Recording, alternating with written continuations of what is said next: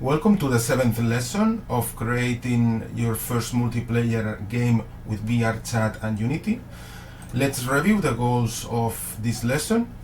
In this lesson we are going to detect the collisions between the players in order to remove the ball from the player when there is contact with a player of the rival team. So we are going to detect the proximity collisions between players. Only the local player checks for his own collisions, meaning that only the local player can release his own ball. So he needs to detect his own collisions with the other players. We will trigger a force backwards throw on tackle, and we are going to ensure that there is network consistency across all the different clients. So the learning objectives for this lesson are we are going to create a loop that will iterate through all the players to detect if there are collisions between them. We are going to retrieve the position of the player in order to check the distance against the other players. We are going to ensure the collision logic only runs locally against the local player. We are going to track the opponents using team arrays, and we are going to trigger a force ball drop on impact. And what we are going to deliver, we are going to deliver a collision detection system. We are going to deliver a force backwards throw.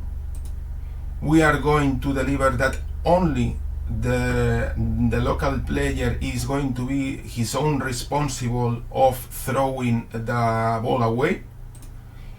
We are going to implement a smooth multiplayer behavior for this collision system. The general description of this lesson is as follows. In order to keep the ball from a player, the other player only should touch him, and the ball will be automatically thrown backwards.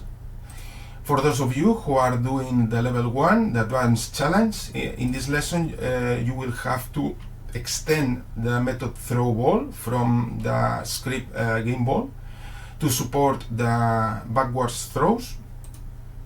You are going to add a collision logic inside the game controller. You are going to create a function called check player's position that will check the position of the local player against the players of the rival team. You are going to run the collision to check only during the game state.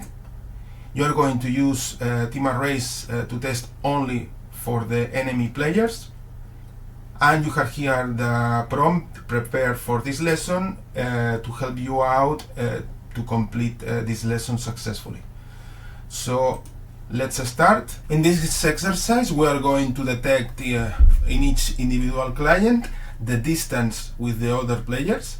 When the distance is close enough, we will consider that there is a collision, and the same local player will throw his own ball backwards. So for those of you who are doing the level 2, the guided challenge, these are the steps that you need to do. Before starting the whole thing, you need to recount all the total number of players, just to ensure that all the connected clients know the exact number of players. Next, you are going to extend the functionality of the method throw ball. Now with a parameter that it will tell the direction that is going to take the ball. If the direction is true, the ball is thrown as expected, but if the direction is false, you will throw the ball backwards. You will create in the game controller script a couple of arrays where you will keep the players of each team. The reason is that we need to compare the position of the local player against the players of the rival team, not the players of his own team. You will need to initialize the previous array with instances to VRC player API. Okay, so you need to do this when transitioning to the game state. And now you will need to implement in the update of the game controller a method that will constantly check the positions of the local player against the position of the players of the rival team.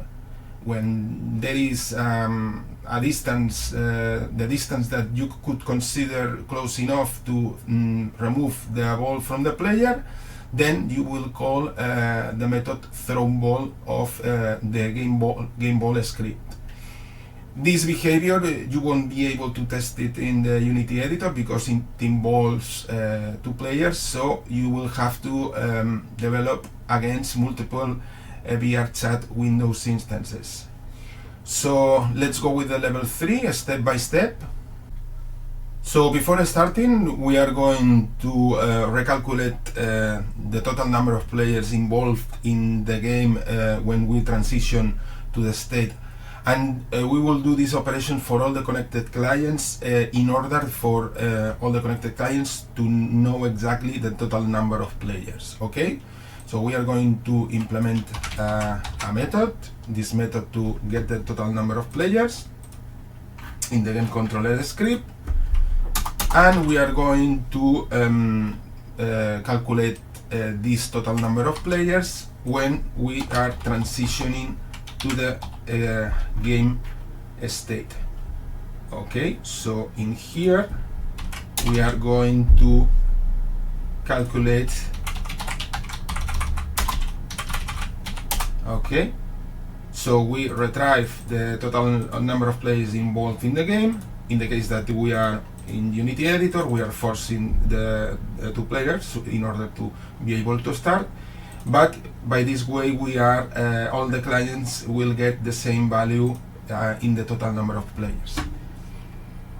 Next, we are going to extend the functionality of the throw ball for the game ball script. So now we are going to add a boolean that will tell us about which direction is going to take the ball. If the ball, if the direction is true, we are going to throw the ball as always. But if the direction is false, we are going to throw the ball backwards.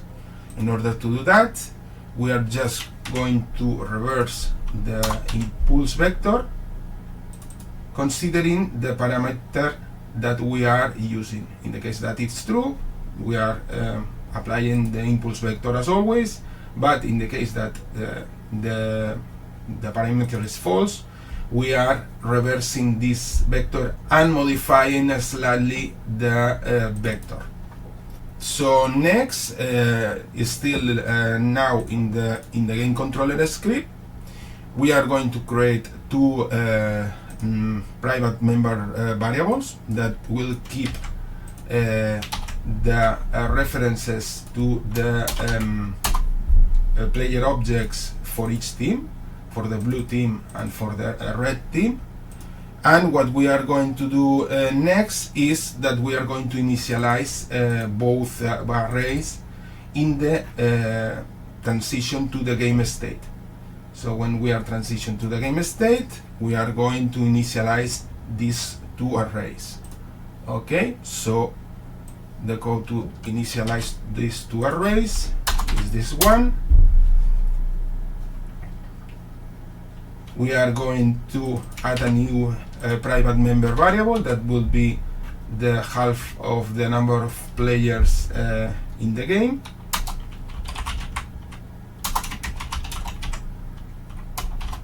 Okay, and this value is set just right here as this. So we are initializing both arrays of player API of VRChat with half of the total players of the game, and here we are retrieving the objects by its player ID. So what we will do is just to check against the local player for the opposite team this the position of all these objects. And that's what we are going to do next. We are going to implement in the game controller, in the update method, we are going to develop this method that will check the collision of the local player against the players of the rival team, and considering the distance that we want to consider, we will throw backwards the ball. Okay, so the method of checking the player's collision is as this, and we can set the collide distance with a value that we could be comfortable with. Okay, so let's start with a collision distance of 2, and if you want to modify it, you are free to do it. And what we are doing here is we are checking the collision distance, and if the collision distance is below our value and we are colliding with the local player, we are going to throw the ball of the local player with the parameter false. That will force the ball to be thrown backwards. Okay, the last thing we need is that in the update method we need to call the check player's collision, but we only need to call it during the state game. So what we are going to do is just replicate the skeleton structure of the switch, and in the game state we are going to call the check player's collision.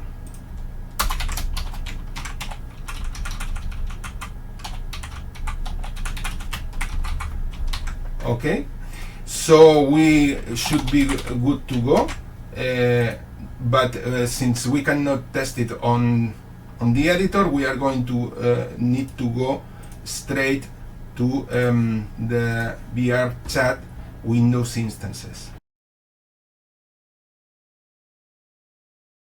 So we have started both VRChat Windows instances. Let's start the game, and we are going to pick the ball and force the collision against the player. So the player blue is holding the ball, and when he collides with the red player, the ball is going to be thrown backwards. Okay, in 3, 2, 1, and the player has lost the ball when he got too close to the opposite rival. Okay, so that's for this lesson. So that's for this lesson. What we have done in this lesson is a complete defensive tackle mechanic. This tackle mechanic is working locally, meaning that the responsible to throw the ball backwards is the same player who owns the ball. This allows a smooth and network-safe physics result, and the ball will be thrown backwards when there is contact between opposite players. You have here a code checkpoint in case that you want the lesson completed in a clean code. And in the next slide you have some questions in case that you want to check your knowledge about this lesson, and you can provide some feedback about this lesson in order to improve.